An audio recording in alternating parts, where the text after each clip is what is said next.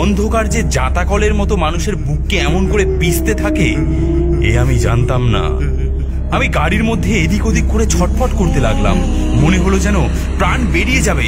মাথা ঘুরতে লাগলো। চোখের সামনে নানা রকম ছায়া দেখতে লাগলাম। কানে কাদের সব ফিস ফিস কথা এসে লাগতে লাগলো।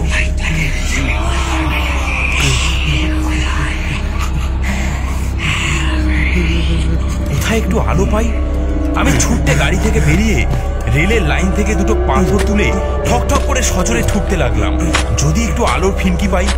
কিন্তু হায় রে অদৃষ্ট, আলোর বদলে পাথর কুচির ফিনকি এসে আমার চোখ দুটোকে ঝনঝনিয়ে দিল। আমি দু হাতে চোখ রগড়াতে রগড়াতে স্টেশনের দিকে ছুট দিলাম।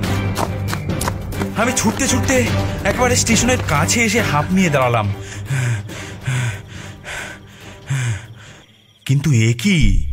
এই তো সেই খেজুর গাছ, এই তো রয়েছে। কিন্তু কিন্তু স্টেশন কোথায়? আমি এদিক ওদিক চারিদিক চেয়ে দেখলাম, স্টেশন নেই।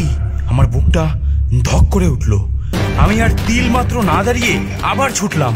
যে পথে এসেছিলাম সেই পথে ছুটতে ছুটতে আমি যখন সেই মাঠের ধারে আমার গাড়ির সামনে এসে দাঁড়ালাম, তখন দেখি অত বড় গাড়িখানা নিয়ে কে উধাও হয়েছে। গাড়ির চিহ্ন মাত্র কোথাও নেই। কি সর্বনাশ! হঠাৎ বুকটা কেঁপে উঠে আমার মনে হলো, এমন করে রেল লাইনের উপর দাঁড়িয়ে থাকা তো ঠিক নয়। আচমকা একখানা গাড়ি এসে চাপা দিয়ে যেতে পারে। যেই এই কথা মনে হওয়া, অমনি তাড়াতাড়ি লাইন থেকে সরে অন্যদিকে ছুটে গেলাম। কিন্তু কিন্তু যেদিকেই যাই সেদিকেই দেখি রেল লাইন। সামনে পেছনে ডায় বায় যেদিকে ছুটি সেদিকেই দেখি রেলের লাইন লোহার জাল দিয়ে আমায় ঘিরে ফেলেছে। পালাবার উপায় আর নেই। আমার এই ছোটাছুটি দেখে অন্ধকার থেকে কারা যেন হঠাৎ খিলখিল করে হেসে উঠলো। আমি চমকে উঠে থেমে দাঁড়াতেই তাল সামলাতে না পেরে একবারে বাঁধের উপর থেকে গোড়াতে গোড়াতে এক গাছতলায় এসে পড়লাম।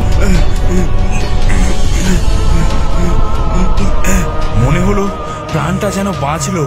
ট্রেনে চাপা পড়বার আর ভয় নেই।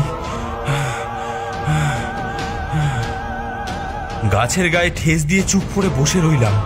মনে হতে লাগলো কতক্ষণে রাত্রিটা কাটবে, কিন্তু রাত্রি যেন আর শেষ নেই।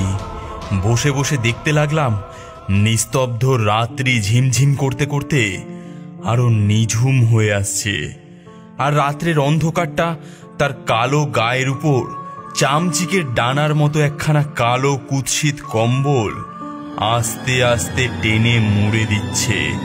পৃথিবীর গা থেকে একে একে সব জিনিস যেন মুছে আসছে। দেখতে দেখতে আমি শুদ্ধ যেন মুছে আসতে লাগলাম। কালো জুতো মোজা পরা আমার লম্বা পা দুখানা একটু একটু করে মুছে গেল। কালো ওভারকোট ও নীল বালাপোষ মোড়া গা তাও আস্তে আস্তে মুছতে লাগলো।